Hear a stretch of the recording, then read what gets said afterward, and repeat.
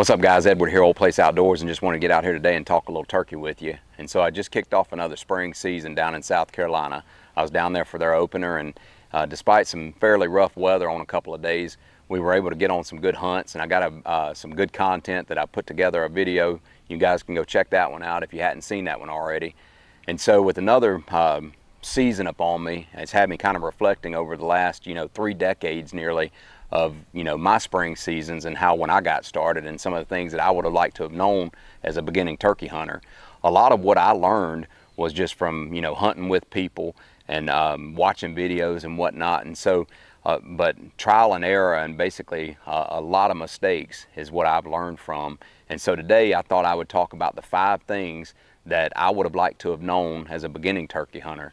And we're going to do that right now. And I will say that I'm going to save my most important and pet peeve one as the last one. So be sure and catch that one, because if you want to be successful in the turkey woods, that last one I'm going to talk about is bar none one of the most important pieces that you're going to want to understand. So we're going to talk about the 5 things I wish I'd have known when I started turkey hunting, and we're doing it right now. So number 5, call less, not louder. Guys, as a turkey hunter, this is a critical mistake that a lot of people make.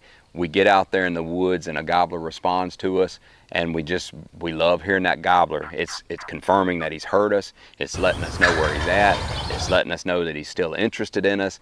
The list goes on. Oftentimes though, when that gobbler responds to you, whether it be on the roost or whether it be on the ground, after you maybe made that initial strike and then you called to him a couple times and he's responded pretty hard, he's acknowledged you. More than likely he's coming. So the best thing to do at that point is sit tight and be looking out, because he is very likely coming. He might take his time. There's oftentimes you'll talk to people and you'll hear about a gobbler responding, and sometimes it taking an hour or 2 before they even see that gobbler. He can be very patient. And so what I'm trying to tell you is just be patient. Don't overcall to him. Looking back over the years, I can remember some of my earliest turkey hunts. I'd go into these little Mississippi bottoms around the house and strike a gobbler, and I had a little Loman's slate call or whatnot, and he'd gobble, and what would I do? Call right back. And he'd gobble, what would I do? Call right back. He'd gobble, and I'd call right back. And that was a critical mistake, because more than likely, if I'd have just let him know, hey, I'm over here, and then I shut up, I'm gonna pique his curiosity, he's gonna fly down off that limb, and he's gonna come poking around within gun range. So be patient, get his attention, pique his interest a little bit, and then shut up. That's the best thing you can do to get that gobbler to come over there looking for you. So number 4 is stay with them. And what I mean by that is that when I think back over the years, there were times where I may have not had as much property that I can hunt then as I do now, and it kind of waxed and waned over the years, where I might only have a little small area that I could stay in a whole day. And that was helpful for me because I knew that turkeys were in there. So sometimes just being patient, and even though first thing in the morning I wasn't finding a hot gobbler, I was able to get in there, be patient, get where turkeys like to be, because I know they're in there, and wait. And then a little bit of soft calling, eventually they're going to show up. And so now I always have to remember that, because I might have another lease down 10 miles away that I'm like, well, I'm gonna go see if a gobbler's hot over there, and then I'll jump out, get in the truck, I'll go to another spot. Well, I might get to that spot and it's cold and I'm bouncing around. But sometimes if you have that little spot where that's all you have to hunt with, and a turkey's in there, you've got game camera footage of him, stay with him, because if he's in there and you put your time in, you are going to get a shot at him. This is almost a guaranteed. If you stay with them and you follow some just simple guidelines on what it takes to kill turkeys, you will get your shot at them. Number 3, be patient. So there's an old saying that fools rush in, and so like I've done this way too many times too, thinking about back when I was a kid, and there'd be a gobbler up on a limb and he'd be gobbling, and I was probably calling way too much to him. Well, what would I do? I'd say, well, he's not coming to me, so I'm gonna try to go to him. And I'd get up and I'd try to wiggle to the next tree, and I'd try to wiggle to the next tree. Now, there is some strategy in all this. There's some things that you will learn over time, where maybe moving and getting up and making a strategic move on that gobbler is very important. But all in all, if that gobbler's responding and he's up on that limb, or whether he's right over a draw or whatnot, then sometimes rushing in like that is the worst thing you can do. I think about it, I cannot even tell you how many times I have moved on a gobbler and busted them, and I can probably not even predict how many times I'm going to do it in the future, because again, I still like to try to move and be strategic on those moves to gobblers. But the best thing you can do oftentimes is if you've got his interest, you've piqued his curiosity, then sit tight and wait on him. It's more often than not, he's gonna come in there looking for you.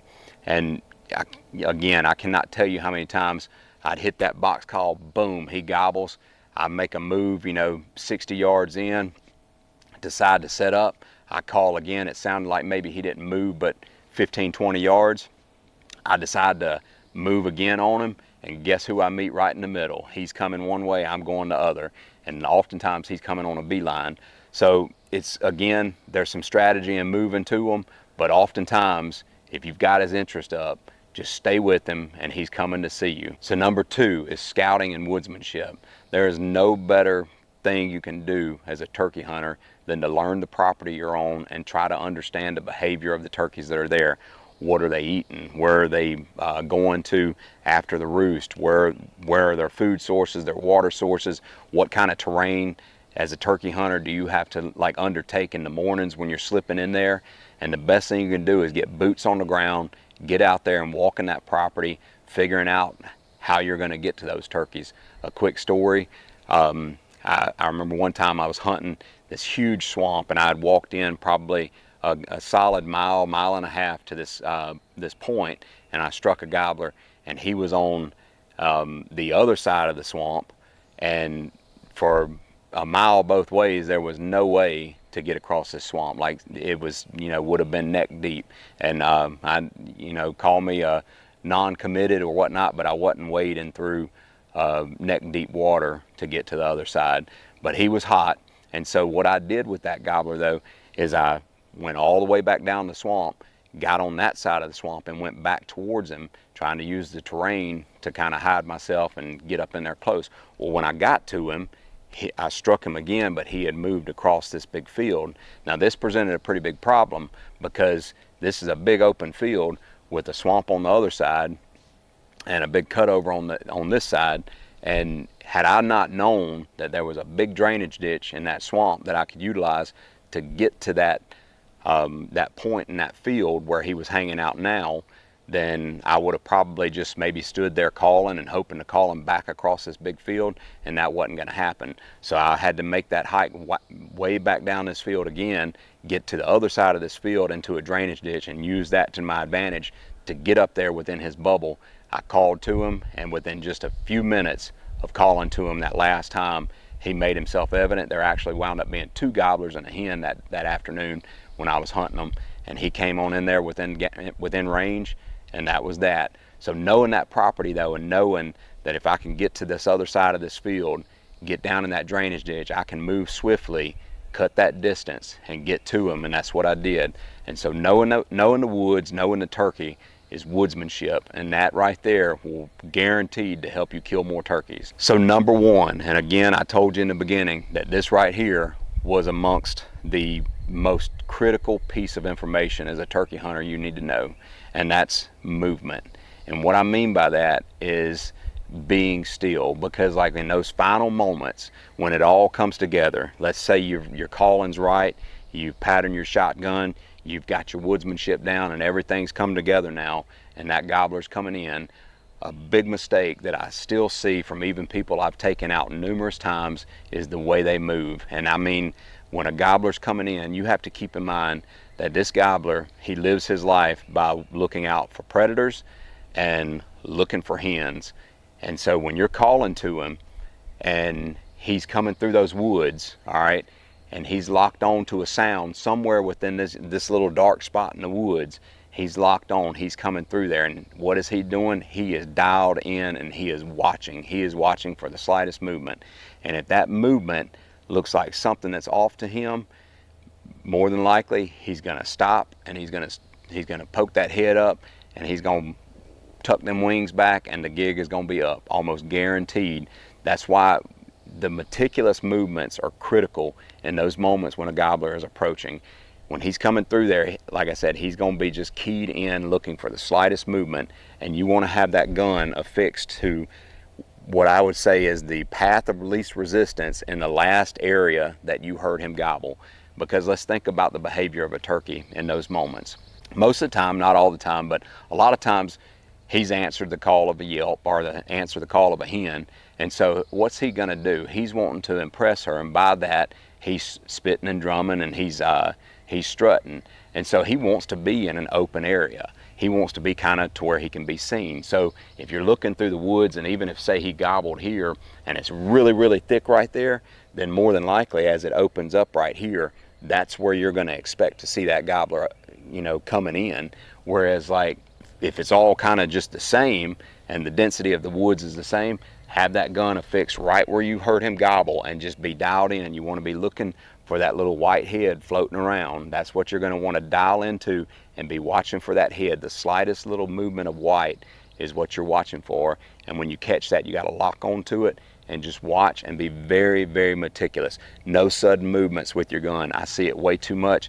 I'll sit down with somebody in the woods, turkeys are coming in, gobbler gobbles over here and they shift real fast. Turkeys are not forgiving like a deer would be. So you got to be very, very meticulous on your movements and just make really strategic moves when he's walking behind cover or whatnot, because if you move on him, he will spook and he will be gone. Because like I said, he's dialed in looking for two things always in his life almost. He's looking for predators and he's looking for hens. And so just be super cautious about the way you move on that gobbler. And I assure you, in those final moments when all these other tips came together, then you will be successful. You move too swift though, or you make too sudden of a movement and not be ready to put that bead on his head, the gig will be up and he will be gone, and you'll be sitting there just heartbroken. So put all those things together. Drop me a comment below if you got any other questions or anything I can help you with. You guys let me know how your season's going, and good luck out there. It won't be long now. We're all going to be getting after them, so let's get with it.